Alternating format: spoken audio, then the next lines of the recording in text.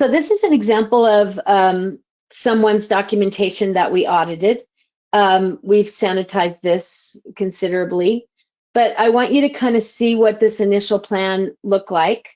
And for the most part, we could go, this is pretty good. You know, we've got some pretty decent information here. We've got a very long macro here that could have been knocked down to the one sentence that we had before. We're going to activate her to the lumbar spine. And we're going to analyze the findings, which I don't think gives us a ton of information, but we do at least have a functional outcome assessments score here. You could imagine that if I'm reading this and I'm an auditor, I would expect all of the visits that I'm seeing after this initial visit to do nothing more than adjust, because this is all that the doctors recommended.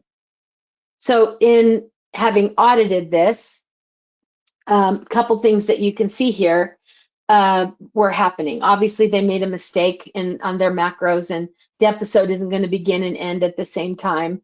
We don't ever use the word patient. It just wasn't working properly to put their name in. We have activator to the lumbosacral spinal region, and the challenge is that in this case, which I'm not showing you, but the doctor had no lumbar or sacral segmental dysfunction diagnosis codes, only, believe it or not, cervical. And then 30%, we assume 30 here, but what would be the goal, right? This would be ideal if we could actually show the goal.